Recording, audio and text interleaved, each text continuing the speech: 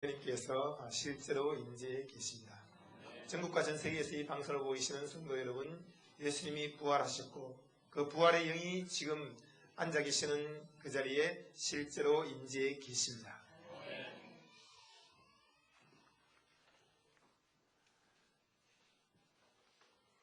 오늘은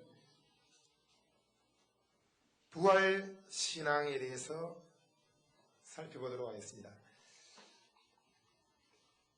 하나님께서는 백세나 된 아브라함에게 아들을 주셨고 그 아들을 지극히 사랑하고 아끼고 그 아들에게 모든 것을 건 이 아브라함에게 나타나 말씀하기를, 아브라함아, 너의 아들, 너의 사랑하는 독자 이삭을 내가 지시하는 한 산에 가서 번제로 나에게 드려라 라고 했습니다.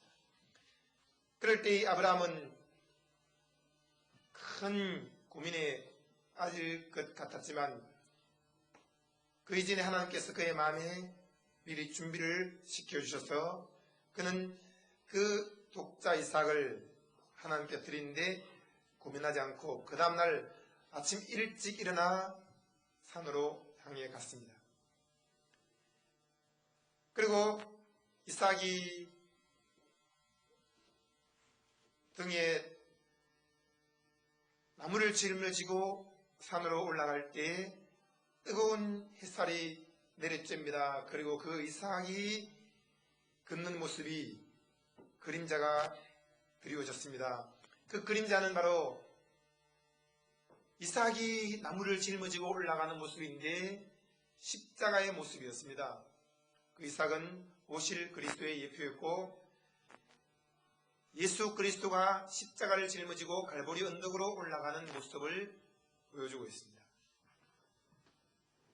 그리고 아브라함은 하나님께서 명하신 대로 산 위에 단을 쌓고 거기에 나무를 올려놓고 이삭을 묶어서 그에게 칼을 들이려 목을 자르려고 했습니다. 그 순간 하나님의 천사가 말하기를, 아브라함아, 아브라함아, 멈추어라. 너가 이제야 하나님을 경외하는 줄을 알았노라 라고 하시면서 그에게 뒤를 돌아보라고 했습니다. 보니 한 수양이 그 뿌리 수풀에 걸려 있는 것을 발견하게 되었고 그것으로 하나님께 대신 제사를 지내게 되었습니다. 아브라함은 전혀 의심치 않고 그의 독자를 죽여 쪼개어 피를 흘리고 하나님께 제사를 지내려고 했습니다. 어떻게 그것이 가능했겠습니까? 그것은 바로 부활 신앙이 있었기 때문입니다. 히브리서 11장을 찾아보겠습니다. 히브리서 11장 17절에 말씀하기를, 아브라함은 시험을 받을 때 믿음으로 이삭을 드렸으니 저는 약속을 받은 자로 돼 그 독생자를 드렸느니라. 저에게 이미 말씀하시기를 내 자손이라 칭할 자는 이삭으로 말미암으리라 하셨으니 제가 하나님이 능히 죽은 자 가운데서 다시 살리실 줄로 생각한지라. 비유컨대 죽은 자 가운데서 도로 받은 것이니라. 아브라함은 그의 마음속에 이삭을 죽였습니다. 그리고 실제로 그 이삭을 칼로 찔러 죽여도 하나님이 그를 살리신다는 것을 의심치 않고 믿었습니다. 그는 이전에 자기 몸이 이미 죽은 것 같음을 알고도 부활의 권능이신 성령이 그의 몸속으로 스며들어와서 역사하기 시작했을 때에 그 부활의 권능으로 말미암아 아기를 낳을 수 있는 힘을 얻게 되었습니다. 이미 그의 몸이 죽었음에도 불구하고 부활의 능력이 들어왔을 때에 새 생명을 얻게 되어서 그 이삭이 태어난 것이었습니다. 그렇다면 하나님은 죽은 자를 살리시는 분이고 없는 것을 있는 것처럼 부르시는 이시니 나에게 주신 이 독생한 아들을 하나님께 드려 죽여도 하나님은 또 죽은 자를 살리시며 없는 것을 있는 것처럼 부르시는 이시구나 하는 것을 믿었습니다. 그는 바랄 수 없는 중에 바라고 믿은 믿음의 사람이었습니다. 믿음이 없이는 기쁘시게 못하나니 하나님께 나아가는 자는 반드시 그가 계신 것과 또한 그가 자기를 찾는 자들에게 상 주시는 심을 믿어야 할지라고 말씀하고 있습니다. 그 이삭은 아버지 아브라함으로부터 어릴 때부터 철저하게 믿음의 교육을 받은 사람입니다. 3살 때 그는 그의 형 이스마엘이 쫓겨나간 것을 보았습니다. 이스마엘은 아브라함의 아들이 아니었고 육체의 열매였습니다. 그러므로 하나님께서 이삭을 바치라고 할 때 너의 아들, 너의 독자라는 것은 한 명밖에 없는 아들을 말하고 있습니다. 하나님은 이스마엘을 아들로 인정하지 않으셨고 이삭만이 아들이라고 말씀하셨는데 이 이삭은 3살 때부터 신앙교육을 잘 받았기 때문에 하나님은 죽은 자를 살리시며 없는 것을 있는 것처럼 부르시는 이시며 말할 수 없는 중에 바라도 하나님 그것을 기쁘게 응답하시는 분이라는 것을 알았으므로 그는 아버지가 자기를 죽이려고 할 때 조금도 의심치 않고 자기 자신을 내어준 사람이었습니다. 한번 인사하시기 바랍니다. 하나님은 죽은 자를 살리십니다. 오늘 이 이삭의 믿음을 보면서 우리는 부활신앙을 분명히 발견할 수 있습니다. 오늘 읽으신 이 창세기 24장은 창세기에서 제일 긴 장이에요. 오늘 이제 이 사회 보시면서 이 창세기 24장을 읽어야 됩니까? 말아야 됩니까? 앞에 한 구절만 읽어야 됩니까? 아니면 10절만 읽어야 됩니까? 고민을 했을 겁니다. 제가 다 읽으라고 했습니다. 다 읽고 26장까지 읽으라고 했습니다. 24장과 26장은 이삭에 대해서 나오는 내용입니다. 이삭은 가장 오래 산 사람입니다. 아브라함과 이삭과 야곱 그 3명 중에서 가장 오래 살았는데도 불구하고 성경에는 가장 짧게 기록되어 있어요. 그런데 한 장에 길게 그 이삭이 결혼한 내용도 나와 있고 그리고 그의 생애를 기록하고 있습니다. 이삭을 통해서 우리는 부활신앙이 무엇인지를 분명히 볼 수 있습니다. 그는 이미 죽음을 거쳐서 다시 살아난 사람이었으므로 이삭은 부활신앙의 대표적인 인물이라고 할 수 있습니다. 여러분, 이삭은 예수 그리스도를 대표하고 있습니다. 예수 그리스도는 실제로 죽으셨고 죽은 지 사흘 만에 부활했습니다. 예수님께서 말씀하기를 나는 부활이요 생명이니 나를 믿는 자는 죽어도 살겠고 무릇 살아서 나를 믿는 자는 영원히 죽지 아니하리니 이것을 내가 믿느냐? 여러분, 주님께서 오늘 묻고 계십니다. 예수 그리스도를 믿는 자는 죽어도 살고 살아서 믿는 자는 영원히 죽지 않습니다. 이 사실을 믿으십니까? 옆에 분들 한번 크게 인사하시기 바랍니다. 우린 영원히 삽니다. 여러분, 이 부활신앙의 특징은 여호와 이레의 신앙입니다. 내가 비록 죽었다 할지라도 하나님은 새로운 생명을 예비해 놓으셨어라고 믿습니다.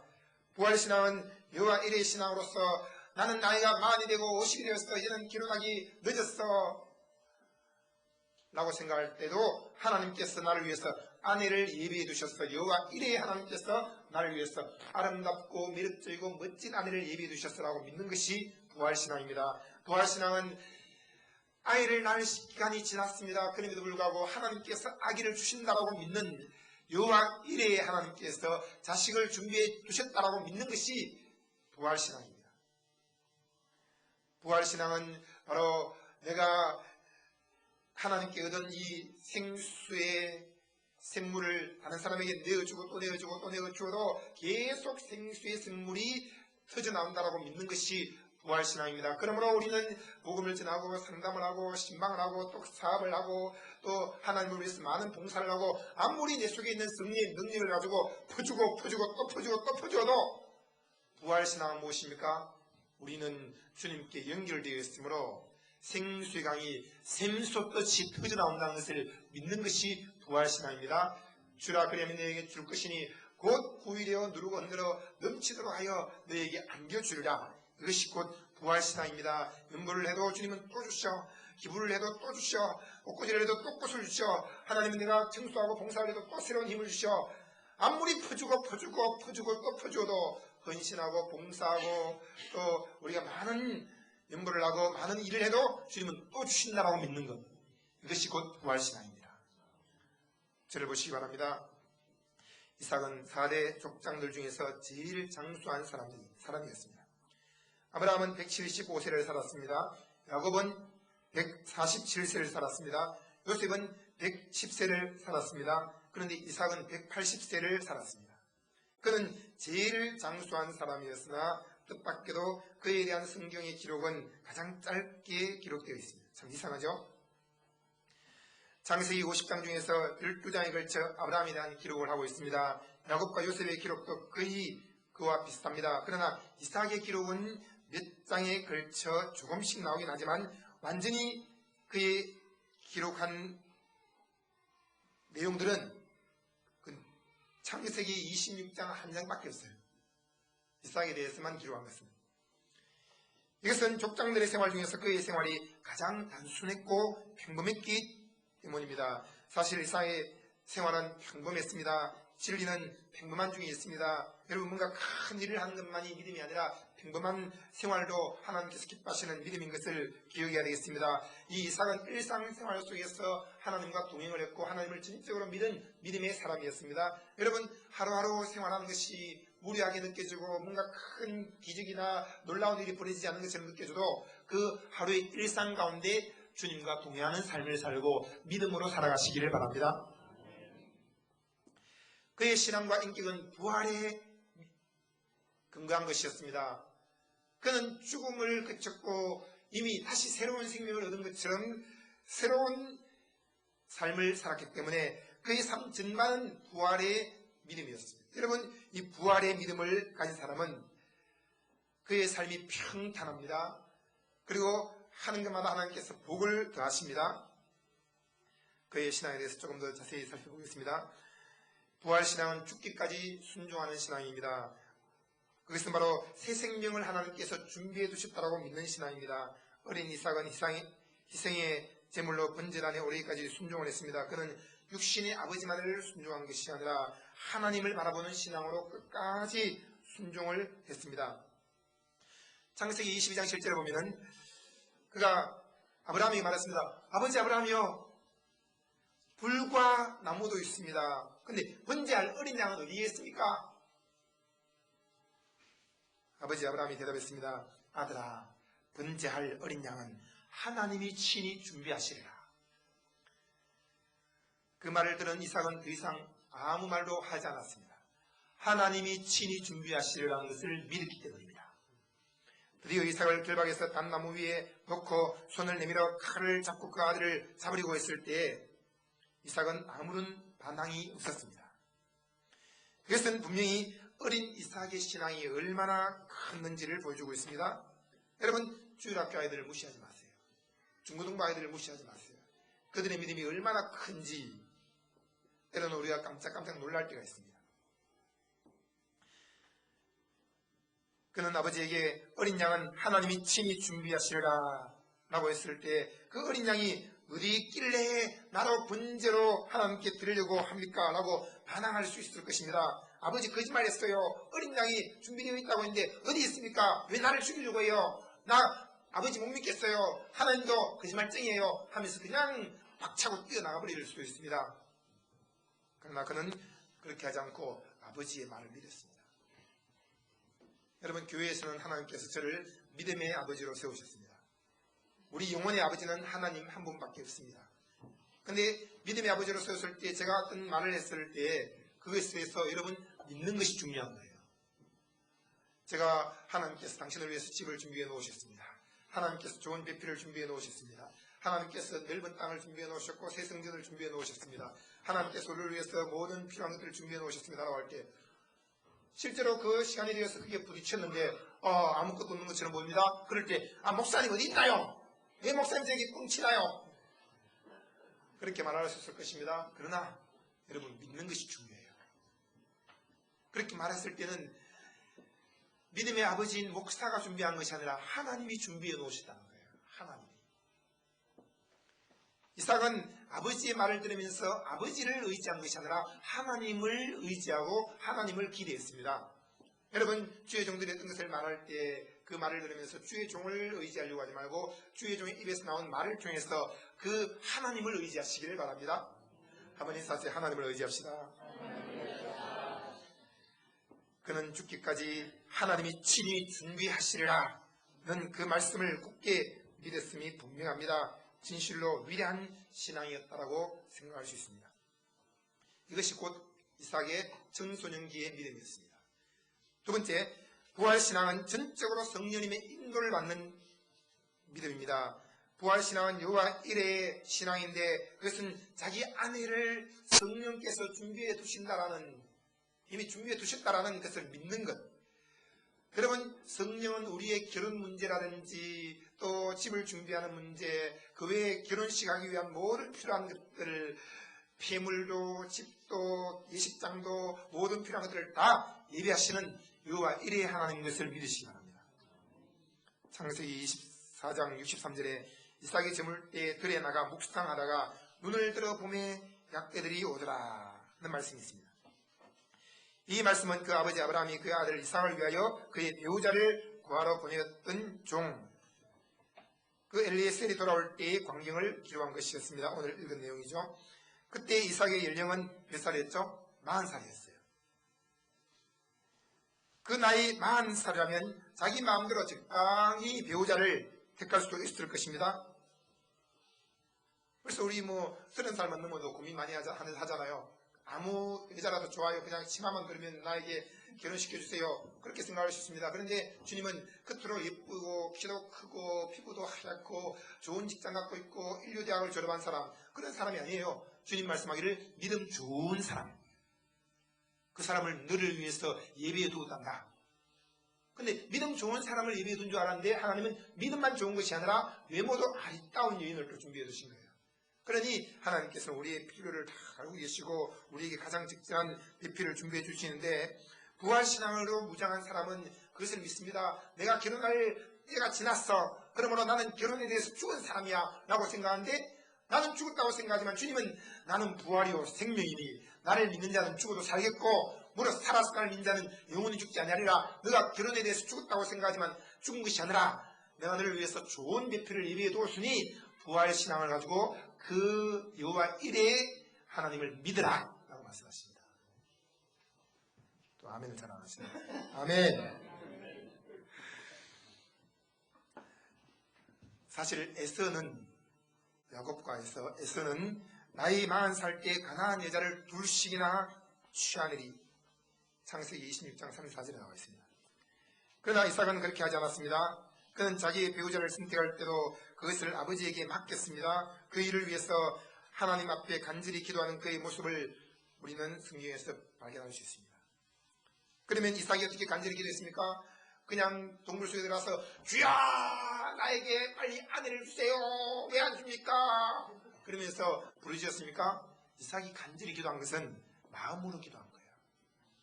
이삭이 저물 때에 들에 나가 묵상을 하더라. 묵상은 마음으로 묵상하면서 중얼중얼 입으로 말하는 것을 말합니다. 그의 믿음은 바로 하나님께 자기 마음을 토하는 기도였습니다. 여러분, 믿음의 기도는 때를 부리는 것이 아니라 하나님께 우리의 마음을 토하고 중얼중얼거리면서 하나님 이런 일이 생겼습니다. 어떻게 하면 좋겠습니까? 제 아내 때문에 지금 아버지의 종 엘리에셀이 지금 다른 지방으로 가 있습니다. 그가 정말 내 아내를 잘 데려올까요? 주님, 그러나 주님은 저는 주님을 전적으로 신뢰합니다. 여호와 일의 하나님께서 수양을 예비해 두셨으니 내 배필로 예비해 두신 줄로 믿습니다. 한번 따라합니다. 수양을 예비하신 하나님이 배필로 예비하셨다. 이삭은 고요하게 모든 일에 있어서 순종과 기도를 통해서 준비한 사람이었습니다. 그는 하나님의 영광을 위해서 큰 일을 이뤘다는 기록은 없습니다. 하늘에서 불이 떨어지게 한 것도 아니고 홍해가 갈라진 것도 아니고 방주를 지은 것도 아니고 또 자기 아들을 죽일 아들도 없었지만은 그런 적도 없었고, 그는 하나님을 위해서 크게 고생한 일도 없어요. 때로 우리 주변의 사람 중에서는 고생 안 하는 사람들이 있어요. 참 부럽죠. 저는 죽도록 고생을 많이 하는 편인데 우리 이성주 전사님은 고생을 안 해요. 저는 너무 부러워요. 저만 부러운 줄 알았는데 이성주 전사님이 한번 저희 와서 목사님, 저는 목사님이 부럽습니다. 왜요? 목사님은 늘 믿음의 모험을 하는데 저는 믿음의 모험을 할 수 있는 기회를 안 주시네요. 그러니 고생 안 하는 사람은 고생하는 사람 보면 부럽고, 고생하는 사람은 고생 안 한 사람 보면 또 부럽고, 서로 부러워하는데 하나님이 자기에게 주신 은사가 있습니다. 그 은사를 따라서 기쁘게 생활하시기를 바랍니다. 그는 침묵 중에 순종하며 고요하게 하나님의 뜻을 이루기 위해서 기도한 믿음의 사람이었습니다.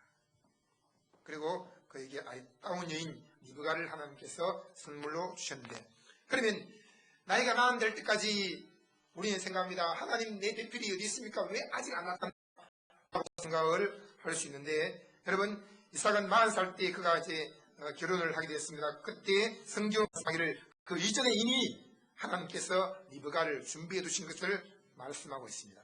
여러분 오늘 읽은 성경이 몇 장입니까? 24장입니다. 그런데 23장에는 사라가 죽은 내용이 나와 있고 22장 후반부에 보면 리브가가 준비되어 있었던 거예요. 아브라함이 자기 아들 이삭을 죽인 사건이 창세기 22장에 나와 있습니다. 그 사건만 해도 엄청난 거예요. 그렇지 않습니까? 구약의 성경에 한 획을 끌 정도로 가장 큰 사건입니다. 그러면 그것으로만 끝낼 것이지 왜 창세기 22장 모리아산 번제 사건의 끝부분에 가서 엉뚱한 내용이 기록되어 있습니까? 창세기 22장 20절 보시죠. 이일 후에 혹이 아브라함에게 과여 이르기를 밀가가 그대의 동생 나홀에게 자녀를 낳았다 하였더라. 그 맏아들은 우스요 우스의 동생은 우스와 아람의 아비 그무엘과 게색과 하소와 빌다스와 이들랍과 아주 어렵다 그죠? 보두엘이라 이렇게 쭉 나오는데 이 8사람을 기록했습니다. 그리고 아블라함의 동생 나홀의 처 밀가의 소생 복잡하네요. 그런데 보두엘은 리브가를 낳았고 여기 리브가가 이미 준비되어 있는 거예요. 이삭 대신에 수양을 준비하심으로 말미암아 그 수양을 가지고 제사를 지내게 하신 하나님께서 이미 이 죽음의 과정을 거친 이삭을 위해서 리브가라는 좋은 아내를 예비해 두셨던 겁니다. 그리고 23장이 지나고 24장 되었을 때 그 리브가를 끌어오시는 주님의 모습이 보여지고 있는 거예요. 여러분 내 배필이 없는 것이 아니라 내 주변에 있고 또는 다른 지방에 이미 있는 거예요. 하나님께서 때가 되면 그 배필을 끌어오시는 것을 믿고 하나님을 신뢰하고 잠잠히 참아 기다리시기 바랍니다.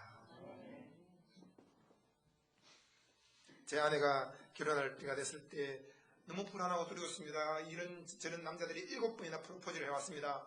다 거절했습니다. 겉으로 볼 때 멋지게 생겼고 또 양복을 입고 아주 경건의 모습도 보이고 돈도 많은 사람이 내가 책임을 지겠다라고 말하면서 그냥 결혼만 해라. 시집만 와달라. 그러면 평생 먹고 살 수 있도록 내가 다 전적으로 돌보겠다라고 그런 여러 종류의 사람들이 프로포즈를 했지만 다 거절했습니다. 그러면서 하나님 믿음 좋은 사람 만나게 해주세요. 믿음 좋은 사람. 하나님을 경외하는 사람을 만나게 해주세요. 그랬을 때 저를 만난 거예요. 제가 하나님을 경외하고 그렇지 않습니까? 여러분 이삭 죽인 사건 보면은 우리가 하나님을 경외하는 것이 무엇인지를 발견하게 됩니다. 제가 이 창세기 22장을 묵상하고 말씀을 전할 때 주님께서 제 마음속에 하신 말씀이 있습니다. 오늘날 수많은 그리스도인들이 하나님을 경외한다는 것이 무엇인지를 잘 모르고 있다. 진짜 하나님을 경외한다는 것은 이삭을 죽이는 거다. 여러분 하나님을 경외한다는 것은 하나님 말씀하시면 그게 합리화시키는 것이 아니라 전적으로 순종하는 거예요. 아브라함은 하나님을 경외했기 때문에 하갈과 이스마엘을 쫓아냈습니다. 이삭을 죽였습니다. 그리고 하나님께서 말씀하신 것은 무엇인지 순종을 했습니다. 본토 친척 아비 집을 떠났습니다. 그리고 이제 이삭을 위해서 비필을 준비할 때도 가나안 족속 중에 택한 것이 아니라 그의 몸종을 보내서 믿음의 사람을 택해서 데려오도록 했던 것이죠. 사실 하나님께서 하늘의 별과 같고 바다의 모래와 같이 많은 자손들이 생기를 하고 있을 때 이삭이 결혼을 늦게 하는 것을 보면서 누가 제일 마음이 아프겠습니까? 이삭도 이삭이지만 아브라함이 더 가슴 아픈 거예요. 이야 이삭이 여기서 끝나는 거 아닌가? 그러나 여호와 이레로 준비해 놓으신 것을 그는 믿었습니다. 아브라함도 여호와 이레의 신앙을 갖고 있었고 이삭도 여호와 이레의 신앙을 갖고 있었습니다. 여러분 부활신앙은 여호와 이레의 신앙입니다. 죽어도 다시 살리신다는 새 생명을 주신다는 것을 믿는 것이 부활신앙인 것입니다. 청장년기에 그의 믿음에 대해서 살펴보았습니다. 그리고 마지막 노년기에 이삭의 믿음, 그것은 부활신앙으로서 믿음의 기도를 했다는 사실을 발견하게 됩니다. 믿음의 기도를 통해서 그는 자식을 얻게 되었습니다. 창세기 25장 21절에 이삭이 그 아내가 잉태하지 못함으로 그를 위하여 여호와께 간구하매 라는 말씀이 있습니다. 참으로 우리로 하여금 위대한 족장의 믿음을 배우게 하는 구절입니다.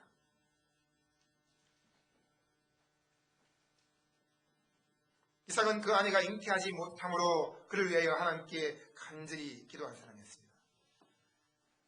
그냥 생각하면 뭐 그 당연한 거 아닌가? 아이가 없으면 아이를 달라고 기도하는 것. 당연하지 않는가라고 생각할 수 있는데 창세기 25장과 또 성경 전체를 살펴보면 그 마음이 굉장히 힘들었다는 것을 알 수 있습니다. 창세기 25장 20절과 25장 26절을 보면 이삭이 리브가와 결혼을 했을 때와 또 아내 리브가가 아들을 낳았을 때의 연령이 기록되어 있습니다. 이삭은 40살 때에 결혼을 했습니다. 그리고 60살에 아이를 낳았어요. 20년이죠. 아브라함이 75세에 부름받았습니다. 그리고 10년 지났을 때에 그가 하갈과 이스마엘을 취했습니다. 또 10년 지났을 때에 그는 하나님을 의심하고 가나안 땅에서 애굽으로 내려갔습니다. 그러니까 아브라함은 믿음의 조상으로 부름받았음에도 불구하고 10년 단위로 의심을 한 번씩 한 거예요. 혹시 우리 예수님 믿고 난 다음에 목자교나 10년 안 됐습니까? 10년 단위로 혹시 의심이 생기지 않습니까, 여러분? 아브라함의 믿음이. 그런데 아브라함의 믿음보다 더 큰 믿음이 이삭의 믿음입니다. 이삭은 20년 동안 한 번도 의심을 한 적이 없어요. 40살 때 결혼해서 60살 때 아이를 낳을 때까지 20년 동안 최소한 2번은 의심을 할 정도가 되는데 의심을 하지 않았다는 것입니다. 하나님께서 그에게 자식 주신다는 것을 믿었다는 것이죠. 그는 아브라함의 외아들이었습니다. 그의 씨가 하늘의 별과 같고 땅의 티끌같이 번성하라는 그런 약속을 받은 사람이었습니다. 그럼에도 불구하고 20년 동안 아들이 없었습니다. 60살이 될 때까지 아들이 없었으니 이것은 큰 시험이 아닐 수가 없습니다. 그리고 25장 1절에 4절 보면 아브라함의 후처인 그두라는 벌써 6 형제를 낳아 있습니다. 손자들과 증손자들까지 절비하게 번성하고 있었습니다. 또 그뿐 아니라 25장 12절을 보면은 아브라함의 첩의 소생인 이스마엘은 벌써 12형제를 두고 있었습니다. 그리고 12방백을 이루었습니다. 그럼에도 불구하고 아브라함의 아들 이삭에게는 나이가 60이 되도록 아들이 없었다는 것. 보세요. 자기 주위에 있는 사람들은 계속 낳고 또 낳고 하는데 자기만 아들이 없다는 것. 이것만큼 힘든 것이 없어요. 나도 못 낳는데 너도 못 낳으면 그건 또 괜찮아요. 나도 집이 없는데 너도 없으면 또 괜찮아요. 나는 집이 없는데 저 사람은 집이 있고, 나는 차가 없는데 저 사람은 차가 생기고, 나는 아이가 없는데 저 사람은 아이가 생기고, 나는 직장이 없는데 저 사람은 직장이 생기고, 그럴 때 이제 이게 불불 끓어오르는 겁니다. 그러나 이삭은 이미 그리스도 안에서 죽은 자였고 부활신앙을 갖고 있었기 때문에 이 부활신앙은 겉으로 보이는 현상과 주위 사람들의 민감한 것이 아니라 이미 죽음을 거쳐서 다시 한번 살아난 사람이기 때문에 그 사람은 바로 부활의 주님 되시는 하나님만 바라보는 거예요.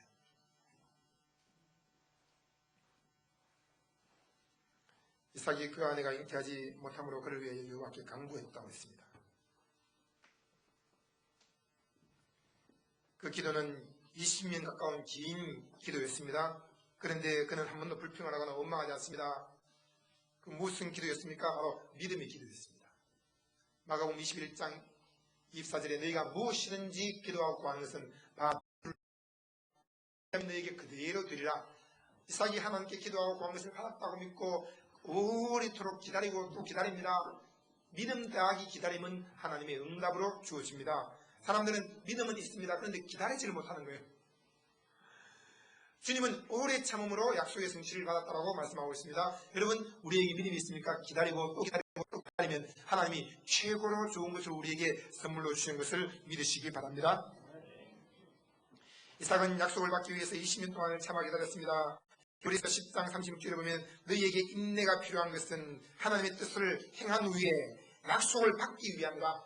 믿음으로 하나님의 뜻을 행했으면 인내가 필요하다. 오래 참는 시간이 필요하다. 오래 참았을 때 믿음 더하기 오래 참음은 바로 약속 성취, 응답으로 주어진다고 말씀하고 있습니다.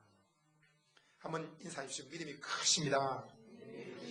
믿음의 기도를 합시다.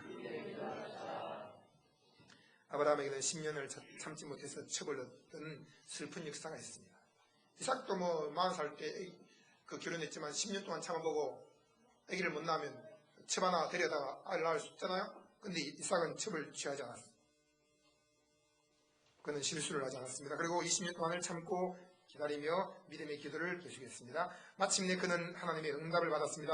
히브리서 6장 14절에 15절에 가라사대 내가 반드시 너를 복주고 복주며 반드시 너를 번성케 하고 번성케 하리니 저가 이같이 오래 참아 약속을 받았느니라 라고 있습니다. 하나님은 오늘 우리에게 말씀하십니다. 내가 너를 반드시 복주고 복주겠다. 내가 너를 반드시 번성하고 번성하게 만들어주겠다. 내가 반드시 꿈을 이루어주고 너의 소원을 다 이루어주겠다. 아니 네가 생각한 것보다 구한 것보다 100배나 더 크게 이루어주겠노라 말씀하십니다. 그럴 때 오래 참음으로 약속의 성취를 받으시기 바랍니다. 중간에 포기하지 말고 의심하지 말고 부활의 신앙을 가지고 죽으면 죽으리라 하고 오직 부활의 주님을 믿고 믿음으로만 계속 나가면 주님께서 우리에게 반드시 응답을 해 주십니다.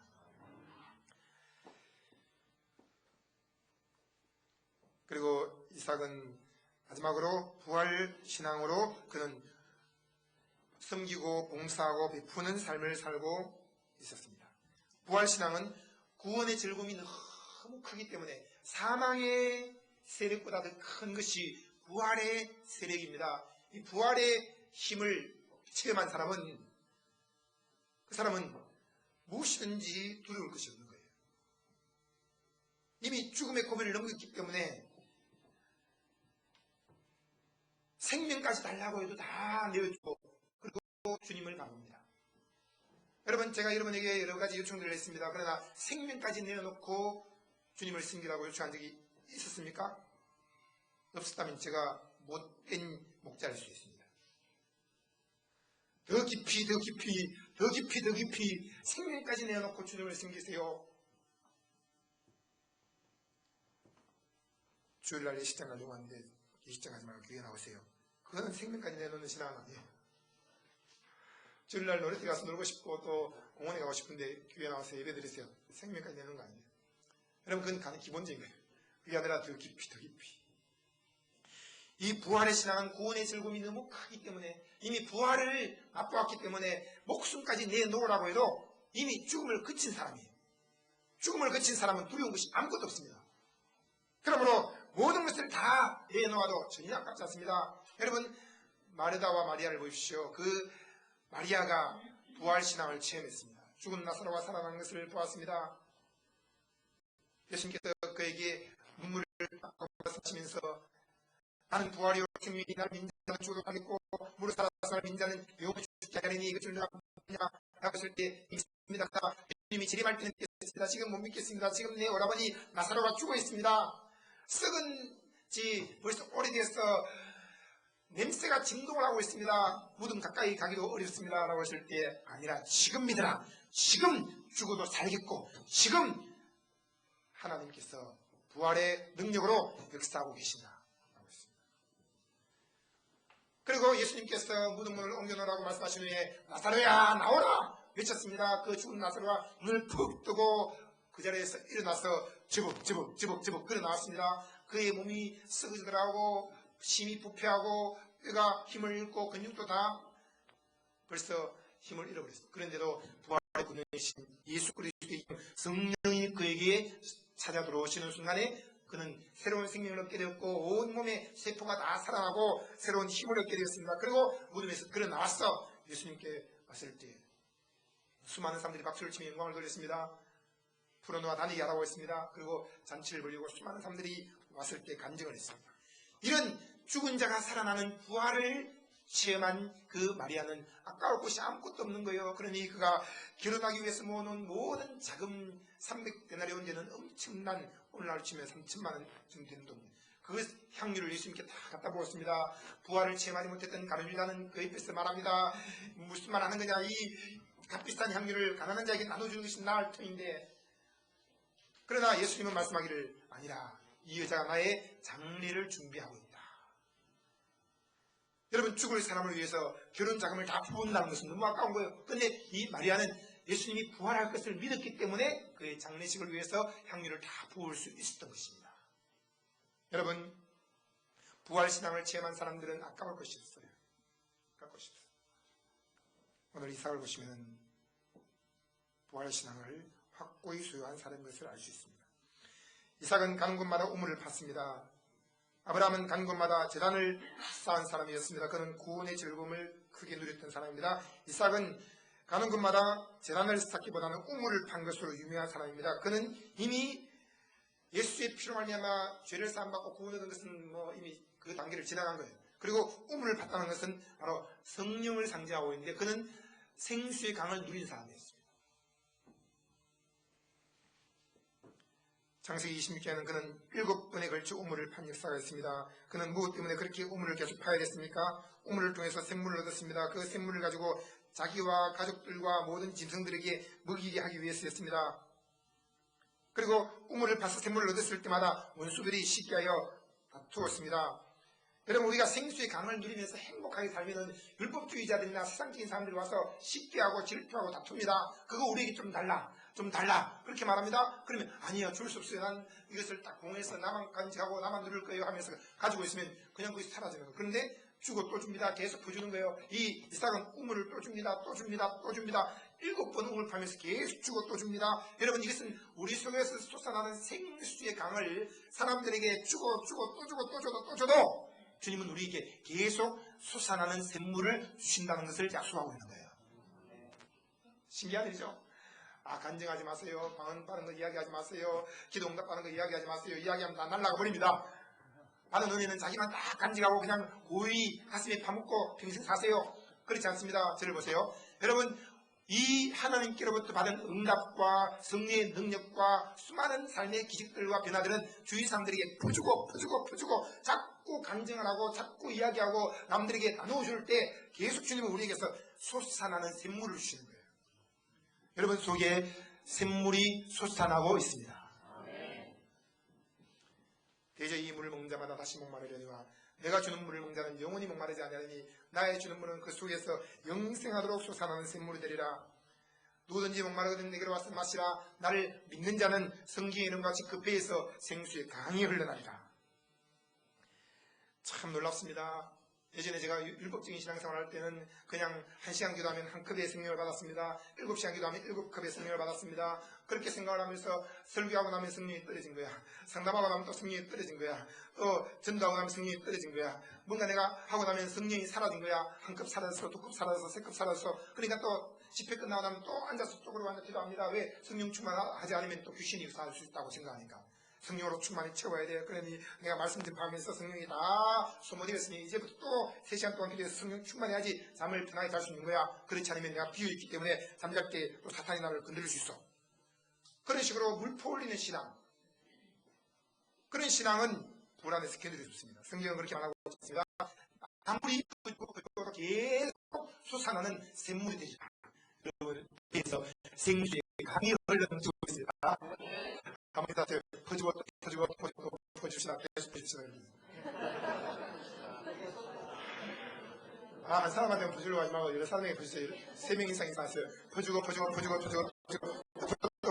퍼줍시다. 아무리 퍼줘도 넘쳐납니다.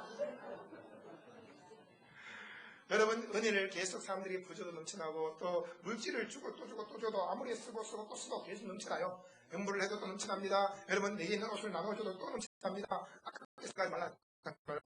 행복하게 살지 말라는 것입니다. 여러분, 식사를 하고 식사도 또 되지만 식사 대접하는 사람이 식사가 자꾸 들어와요.